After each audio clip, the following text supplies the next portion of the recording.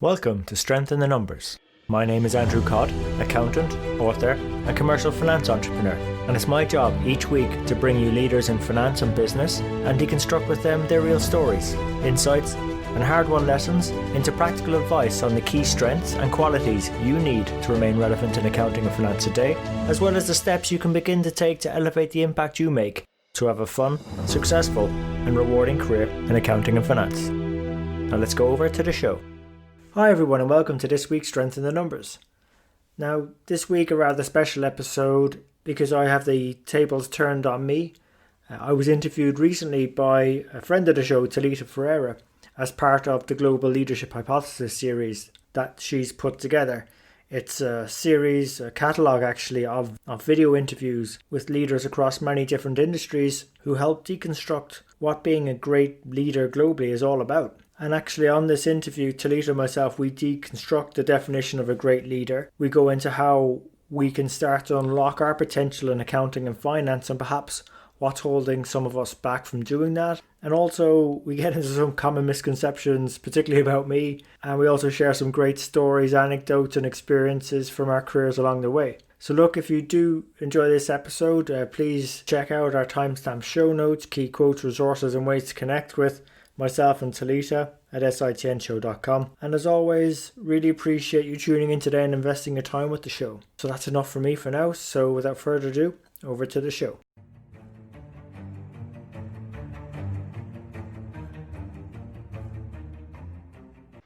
I'm very pleased to have Andrew Codd with me today. Andrew is a seasoned finance professional and well known for his podcast, The Strength in the Numbers. Andrew brings insights to finance professionals all around the world in 150 countries and helps them to grow and develop as finance professionals through his show. Welcome, Andrew. Hey, thanks for having us, Talita. Absolute pleasure. Andrew, could you please start by telling me a bit about yourself? Okay, I suppose I'm based out of the southwest of Ireland. I'm a person who loves accounting and finance. I love how we can use information we've accounted for in the past to help finance a better future. And when I say finance, most decisions, in fact, financial considerations impact virtually every significant management decision we make in business and society. So for me, my passion is to help have accounting and finance professionals who are engaged in their work, bringing their strengths, their training to the forefront. So yeah, as I said, I love helping those be more influential and impactful in their work. And I found one of the fastest ways to do that is to ask people who are already doing it, interview them, and that's when I set up Strength in the Numbers. I founded that, if the people want to check that out, hashtag SITN. And we've grown that over the last couple of years to over 160 countries with regular listeners in all those countries. And it helps finance teams and professionals become more influential and deliver an impact. Great. I love that you're having a greater impact in finance and that you're wanting to help people to bring out their best. I think that's an amazing passion to have. Yeah, and it's quite a rewarding one in terms of you get a lot out of that. From a personal perspective, it's just a great way of giving back and recognizing the fact that I wouldn't have been in this position to do that had it not been for people helping me get what I wanted out of my career, make a difference. Fantastic. And tell me what your definition now is of a great leader. We're doing this series on the Global Leadership Hypothesis, trying to understand what makes a great leader, and I'm interviewing lots of different voices. So what would you say your definition is of a great leader? I think it's a person to leader who creates an environment that helps other people identify their strengths and values so that they can bring their best selves to whatever it is that they're doing, whether it's the role that they do at work, or if it's something in their personal life, or if it's the role they play as a wife or a husband, as a brother or sister. We all play these roles, but we also have these strengths and values that make us who we are. And I think it's the great leaders are the ones that create environments that allow people to do that. It resonates very much with me. I think many years ago when I went on a leadership training, and it was a different leadership training, so not one organized by the company. It was one that I found externally and then convinced my boss that he'd let me go on it. And two of the main things that we did was our values and our strengths And the third thing that we did was defining our leadership purpose. And I think those three things in combination, something clicked in my mind. So it's really interesting for me. You're the first interviewer who's using the values and the strengths together, which is an amazing thing because I know it worked for me. Yeah, and I think we don't spend enough time looking at it, Talita. I don't know. It just seems that we're constantly looking for gaps, which is good in itself. You know, when I say gaps, are weaknesses. And as I've grown up a bit, I just felt that we're all unique. I love leading diverse teams. I find it brings out the best in each member of the team, and also I selfishly myself, but also the fact that those strengths and how they combine and the value system leads to really great results. And I also like the other point you made, actually, which now I'm actually going to have to enhance my definition because I think good reasons lead to good results, no good purpose, but a great purpose leads to great results. And I think that's another thing maybe great leaders do is they set a great vision, a great purpose, everyone comes in behind as well. But I think it still starts with environment and the individual knowing the strengths and values. Definitely, I would agree with you. Environment is so important. So if you were to give advice to a new leader, for instance, or to a leader who's been a leader for a while but feels like they're a bit stale, what would you say? Where should they start to unlock their potential? That's it. I think most people there, Talita, would probably think, when we're talking about strengths and values, it should be with strengths and values. I'd say maybe that's the second step, actually. I think the first step is to identify the impact you want to make. What are the ideal outcomes and make that as real as possible. For some people, it could be located to a specific industry or sector. Like myself, it's finance and accounting. That's where I feel I can contribute the biggest impact. And yes, I do that via podcasts and so on. Again, it's a format that works for me. I don't think I have a face for TV, nor do I want to be on television. But people say I ask good questions and I can interview and I've got a good voice and can engage people. So maybe that's how I feel that I could deliver outcomes. And now you see, I'm starting to link it back with strengths and values. And I think that's the best way to start. If you don't mind me sharing a story, Talita, quite a recent one. I remember working with a finance controller. I felt that she probably should have been a bit more senior than where she was, who was struggling. And she didn't really like the environment she was in. She felt she was being held back. So I said, look, what would be the ideal outcomes for you? And in mind, she said, I'd love to keep roughly in the same industry, but I feel like I should be a finance director. That's the type of role I should be doing. I feel I have the leadership capabilities, I have the experience. She had a certain salary in mind. It was a 6-figure salary and so on. And she had a certain size team that she wanted to lead and so on. Wrote that down. And okay, does that excite you? Would you get out of bed for a morning and that? Is there enough reasons in there to make it exciting for you? And she said, yeah, this would be the ideal job. Started with the end in mind, so to say, and then go back to your strengths and values and understand what it is that makes you uniquely. What are the things that you value? What strengths will you bring to the role? What sort of, I obviously want to come from accounting and finance background, qualifications. It's great training, how to deconstruct a business, account for a business, and how to turn that into advice that could influence and improve the financial state of an organization and the outcomes it delivers in the world. Then you put those two together and then you're just solving for the gaps in between. Mm-hmm. This lady, when she figured out, okay, maybe the company she was in wasn't right for her, it wasn't going to help her achieve her ideal outcomes, she started taking the right actions, talking to the right people, getting good mentors on her side, seeking out good advice and giving great advice to others. Within 9 months, she'd actually not only achieved the ideal outcome she wanted, she actually was delighted that her strengths and her values were being put to good use, full use, best use in her new role. In the space of 9 months, completely transformed around. Who would have thought? She definitely would have thought it was possible. I think 9 months is a very accelerated time frame. Some people it might take 3 years. We only get one shot in this world as leaders to make that impact. So let's go do the best we can and let's make sure we live it to our values. That's a great story. Thank you for sharing it, Andrew. The next question I'd like to ask you is, how important do you think the interaction is with the team, with your stakeholders, in terms of being that great leader? Again, I think I'm going to be biased because I'm going to play it off things that I value and strengths I value as well, Talita. So it might differ for others, but in terms of Look, I get a great kick out of leading diverse teams dotted around globally. And, that was before we had the COVID pandemic hit and the implications that brought. So I felt the only way to do that effectively is to be regularly engaging with team members, because we are not in the same office. We are remote. Like only this morning, I was talking with our Strength in the Numbers team.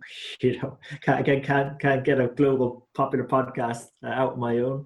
So we have an editor in the Philippines, and we've another team member in Singapore. So like we have to pull these people on the phone at very strange times, sometimes at early morning, late at night, but it adds to the flavor.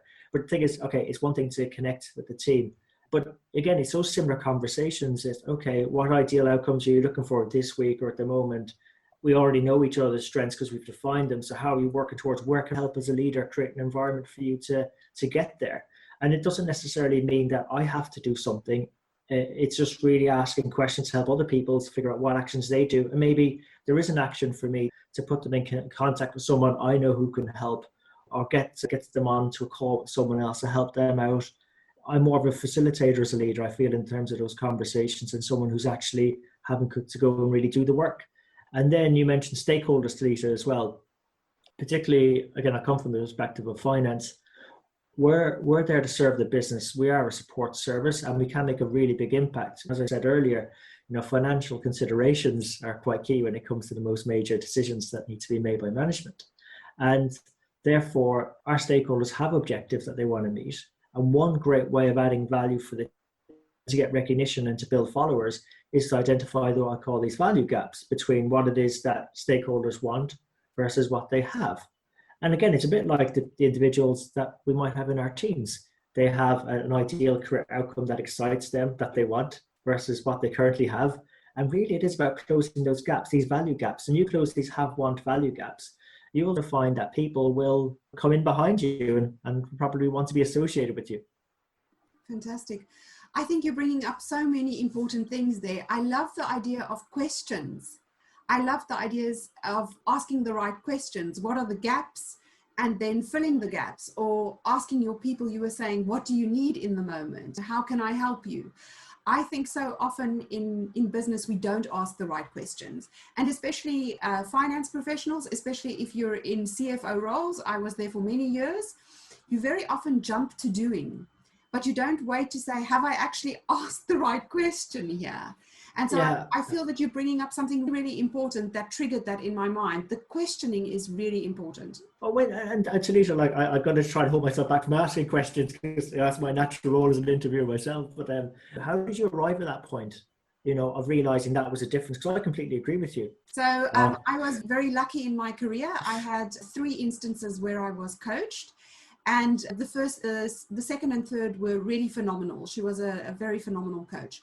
And she's just said to me one day, do you understand the power of questions? And I was, what do you mean by the power of questions?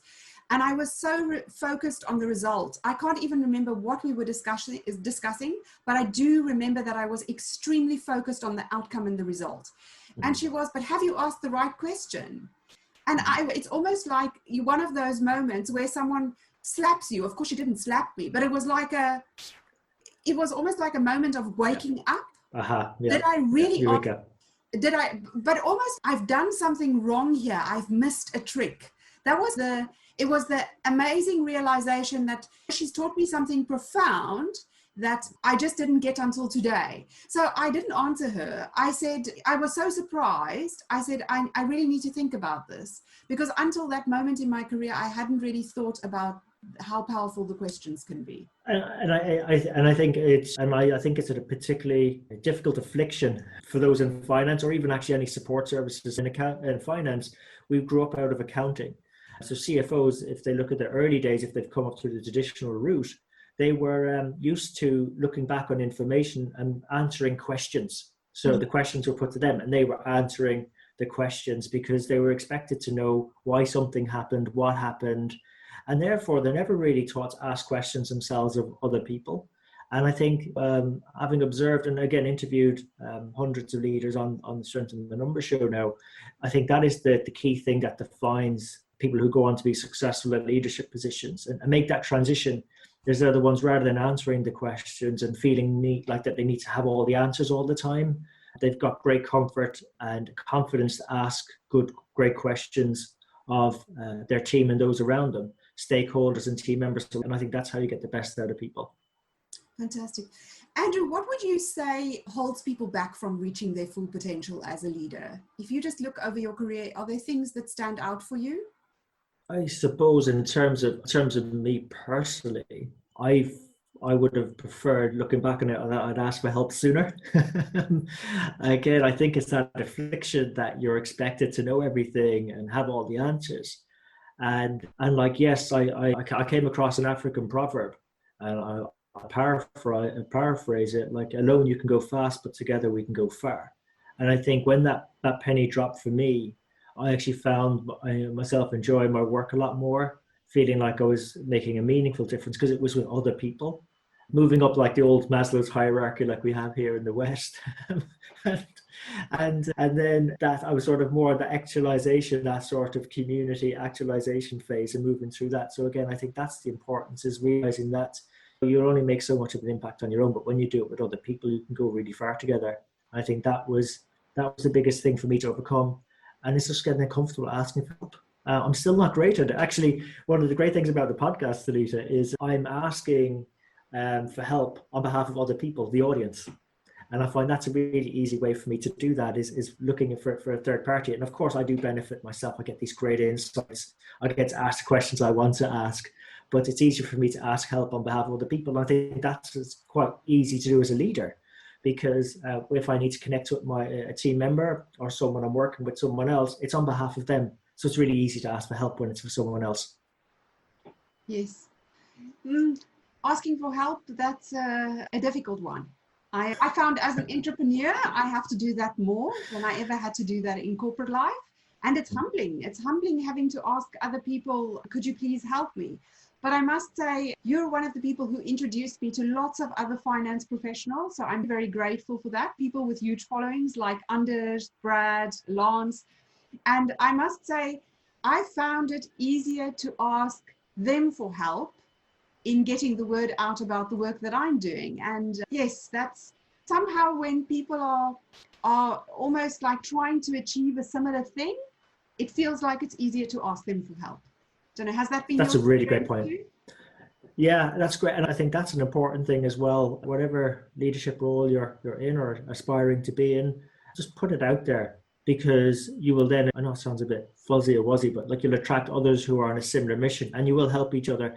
And one thing that I've been really a little surprised on, but absolutely delighted with as well, is yes, there's competition out there, but people seem to be competing, trying to do better themselves, but willing to collaborate with others. And I think that's one thing that's been really pleasing, is that people are willing to collaborate with each other. It's not as cutthroat as you could imagine, say, in the movies or something like that. The real world is that people want to collaborate, want to work together, want to feel like they're making a difference, and more often than not together with other people.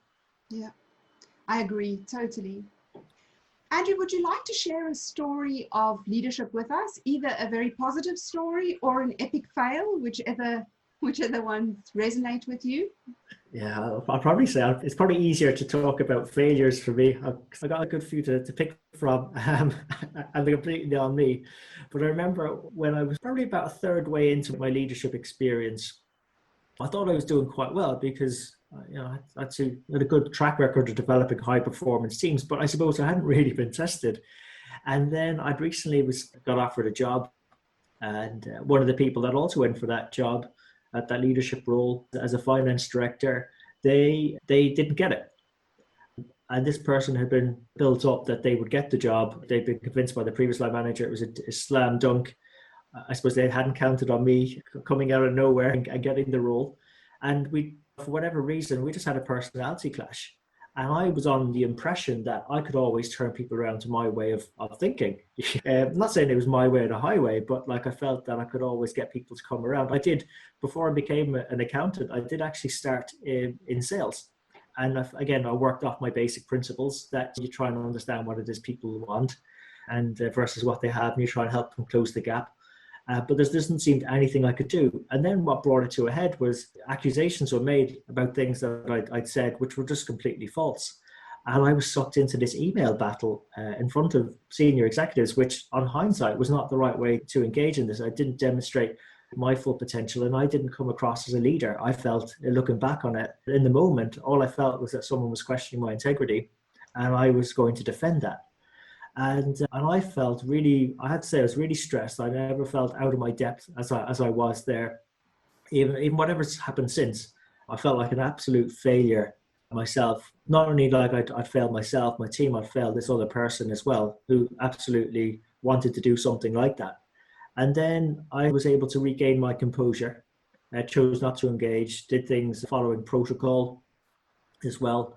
And then again, just to make sure that I wasn't going insane, I actually asked for help.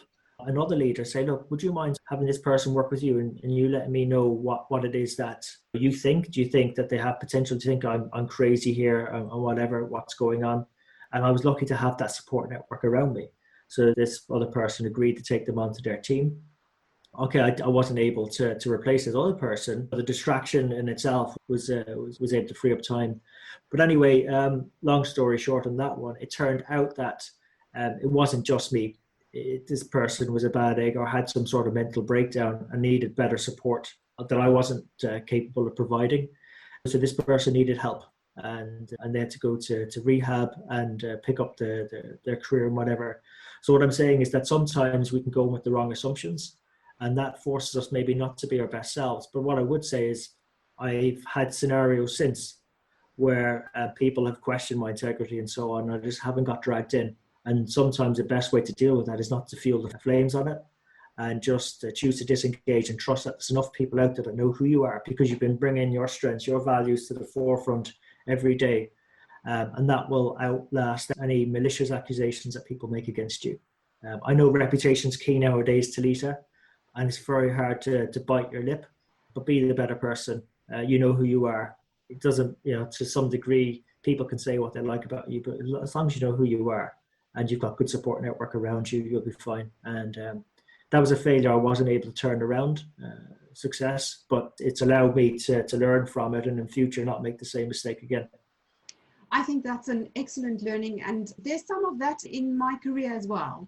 I think there are many times where you can get sucked into an email correspondence, which is really bad. And all of a sudden the whole world and his dogs copied on the email trail. Yes. And I've coached many leaders over the years, finance leaders in large organizations. That's always what happens if you're in larger markets. And I would always caution against answering in the moment. That's the one thing that also happens. You feel so passionate, you want to get onto that email and you want to defend yourself. And that's one thing I would always caution about, is just don't send the email in the moment when you're still too embroiled in the emotion of it all. And often I would just say, I think there's a misunderstanding. I think we should get in a room together. Just totally stop the email trail and just go, let's get in a meeting room. Let's go for a coffee. Let's just discuss this. And I see with my daughter, she's 12, and it's all the age of TikTok and technology and speaking on technology. And I really believe we should talk to each other. I sometimes see when they text each other and they're misunderstanding each other, something just blows up massively out of proportion. And I honestly believe it's just saying, can we just get into a room and talk to each other? How are you feeling about this? Why are you feeling that way? That's not my intention. I just we need to speak to each other. The email and the social media is a difficult thing to have difficult. Difficult. And I think, isn't it funny, like as much as technology can really help us achieve so much more nowadays, it can accelerate the impact we can make. There's some ways where it definitely doesn't help. And sending that email at that time might make you feel very good in the moment. That shows so and, but it's seriously, it's not the right thing to do. I've been there. It's not. And the way you describe it, Talita, that is exactly the textbook way of handling it. It's just bringing the human side back to it. Have a conversation. Let's trash out. It's more likely a misunderstanding. Yeah. And that's what leaders do. And there's another thing in there for me. Once in a meeting, I had one of my HR professionals, and I said something that triggered her. And she really reacted in the moment. And Of course, I noticed that, and my self-awareness at that stage and my social awareness was higher, and I just tried to diffuse the situation. But afterwards, she came to tell me that had really hurt her. And the normal me would just go off, almost like it was the right thing to do from my side. I don't really understand where the issue is. But that's also the wrong way, because people react in a certain way because some things happened. And they have a different view of what you've said or how they've taken it. And it's actually, if you're the good leader, you're the one who's trying to understand, why did that happen? Why did the person react that way? What was it that you said that made them react that way? And then trying to get to a place where, that's not my intention. And I think that's very often we hear people say you need to walk a moment in another's shoes. And I think, I don't know about you, Andrew, but I think that's also part of the words of wisdom that I would give that came from a very wise other leader to me. Put yourself in their shoes before you decide. Oh. And that was very sage advice from him. Before I do that, before I really react, why don't I just think a moment about why they've reacted that way and what's going on for them? So, I definitely agree, Talita. It's funny, actually. I remember it must have been about 5 years previous. I'd actually read a book where it said that. And it's amazing how when your integrity, your core values are attacked, how that can get the emotion. And I think the great leaders do this best. They can rise above that. And I just definitely wasn't at that level, at that stage, even though I knew what I should have done. And that's probably why it hurt so much on reflection, is that I knew the right things to do and I still didn't do it. I let emotion come in. And again, all I want to encourage people watching this or listening in, it's sometimes we'll make mistakes. We won't get it perfect all the time. The main thing is we reflect on it and move forward. And again, I think that's a good leadership skill to mention, is that how you use that in the future. It could be a really good lesson. I just hopefully not too many people get hurt over it. That's all. Mm-hmm. And I think learning from the failure is the key thing. Learning from what you believe was the failure, because other people would look at it and think there wasn't a failure in the end. But it's how you view it and how you feel, I want to grow from it. That's the important thing. I mentor another CFO, and he used to get very unhappy when he used to take his financial numbers to the board, and they would react to the numbers, not to him, but to the numbers. And he would, of course, take it personally, because he's been open, he's been honest. Those are his values. He's presented the numbers with integrity, and they are just reacting badly to the numbers. Let's not talk about the culture of that organization, because I think the cultural issue is the systemic thing there. But to bring it back to him, it was his value base. And until he understood that your values are openness and transparency, and that's why you're getting so emotionally involved every single time you go to the board, only then could he step back a little bit. The values that you talk about in the beginning, it's like a double-edged sword. It's very important that you do your values, you play to your values, you create the values environment. But the other side of the sword is it's very important to understand when people cross those values, because that's what makes you react emotionally. And I think integrity is one of your high values, Andrew, because of that story that you told. I appreciate you saying that, but I think what you just making me smile is I can see this in a lot of, I think it goes for a lot of accountants and finance professionals out there, Talita. I think the challenge is sometimes we get our roles and our values combined and mixed rather than separated the two. So just like the example you mentioned, I can completely relate to that. Earlier in my career, being in board meetings, and like I was taking it personally when pushback was coming, and they weren't pushed out. There was a numbers that was associated with my role. And I ask people a question an awful lot, which is, if you were to strip away all the roles you have in life as a husband, a wife, a partner, brother, sister, accountant, CFO, whatever, strip those away, how would you rate yourself on what's left? And most people, funny enough, would actually, or sadly enough, give themselves a 6 or a 7. I've done this many times in seminars or presentations when there's only one correct answer, and it's a 10. Whatever gets left behind is a 10. Your values are your values. You are the only person who can do you, right? So, but the problem is, you go to a barbecue or dinner meeting and you ask someone, okay, what do you do for a living? And if they're an accountant, they say, I'm an accountant. And then all of them, they identify themselves as accountants. They identify who they are as their role. Very hard to separate. But when you separate it, it's so much easier to deal with these things when, when people do push back, they're not pushing back on you personally, it's the role. That's a real nugget, separating your role from who you are. I think that's an amazing piece of advice. Thank you, Andrew. Andrew, what would you say is a common misconception that people have about you? It actually comes back, I think, to the point you made about walking in other people's shoes. People just assume that I'm naturally empathetic because I interview and I'm a bit more extroverted because I have a global show that's very well known in finance. And actually, it couldn't be further from the truth. I actually really struggle with putting myself in other people's shoes. As much as I try, it's just not natural to me. It's not a strength that I have. I value it, of course, but I don't have that strength. So I surround myself with people who are very good at that. My better half, Katie, she would actually be on the other end of the charts when it comes to empathy. She probably feels things too much before they happen, but I think that's why we make a great team. And then I suppose also that, I feel that you have to push yourself outside your comfort zone. So as much as I find being in the public eye sometimes uncomfortable, I wouldn't be able to deliver the impact that I feel I can deliver without doing it. So sometimes you just have to keep pushing yourself outside your comfort zone as well.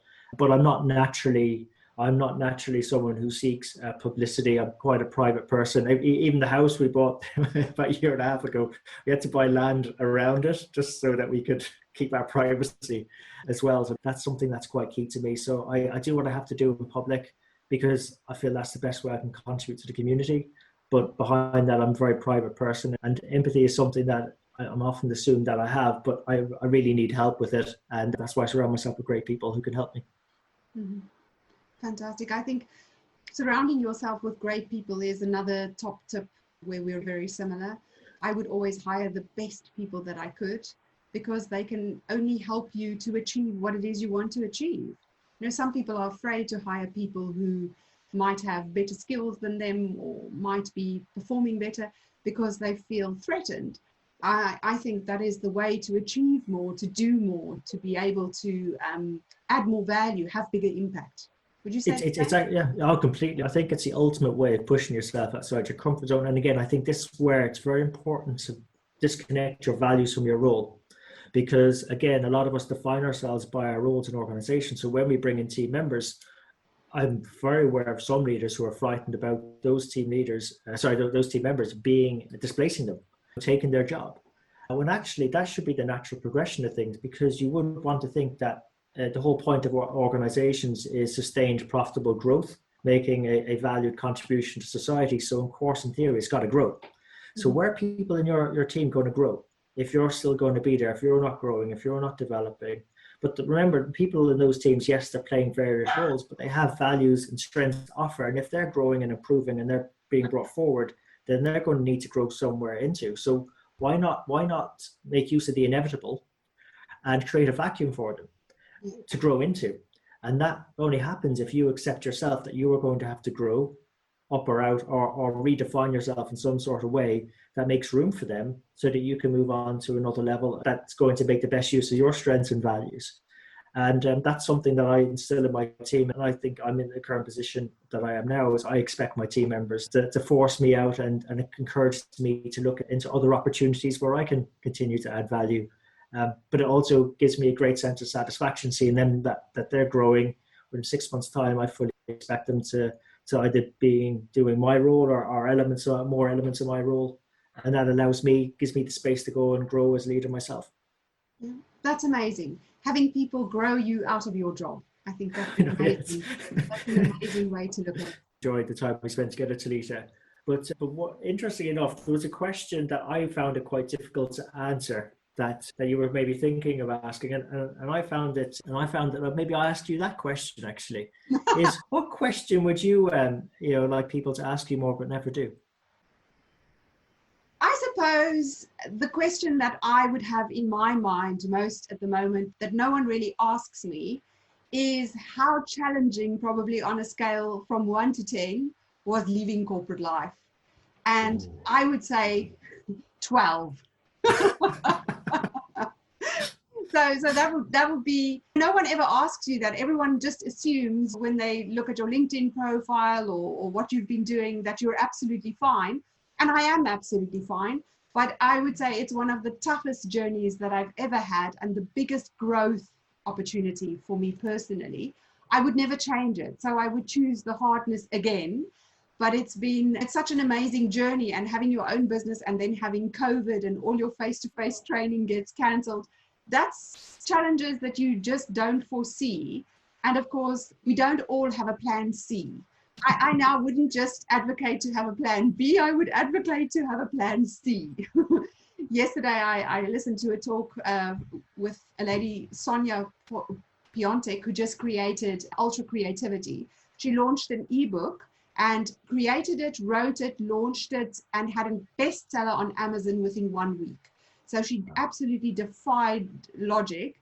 And she shared her journey. I was on a call yesterday where she shared her journey.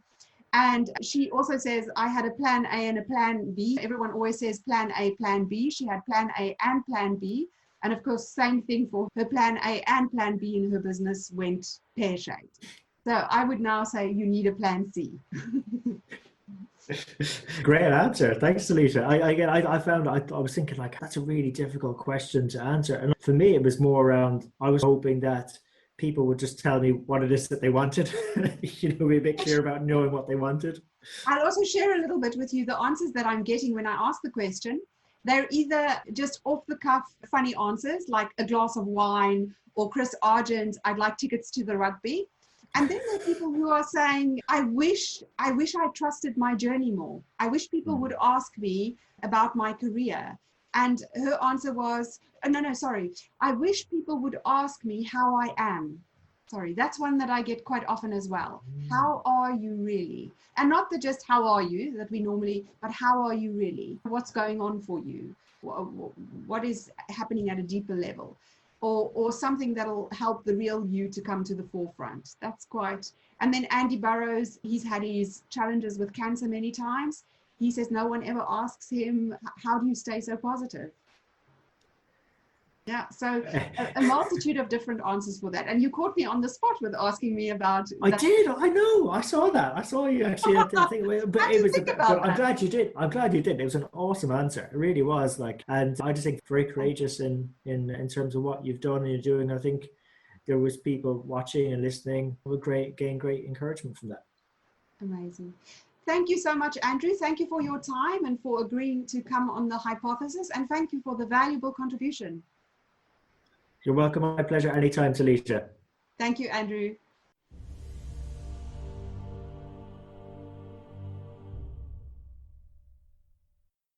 So there you have it. Hope you enjoyed today's show. If you'd like to know more about our guests today, their bio, and follow up on the resources mentioned during the show, you can find all the relevant links and more at sitnshow.com. There you'll also be able to get access to earlier shows, read the latest blogs. There's also an opportunity to subscribe to our newsletter, which will give you heads up as to when the next show is coming out, latest events, news, and anything that's going to be relevant to help you have a fun, rewarding and successful career in finance and accounting. And just before you go, we really appreciate your feedback. If there's something we can do better on the show, something that's not working, or something you'd like to see, even a guest you'd like for us to invite onto the show, someone who you think might be able to benefit you more and also the rest of our community, please let me know. You can email me. I'm at andrew@sitnshow.com, or feel free to connect with me on LinkedIn. Just drop me a message so I know how you found me and we can connect. And really, it's our community that'll make the show. If we keep engaging and driving each other on, we'll keep on building our strength in the numbers. When all is said and done, if we can do the numbers better and finance better, we'll create more opportunities for ourselves, our friends, our families, our communities and our businesses. So until next time, have a good rest of the week, take care, and let's keep building our strength in the numbers.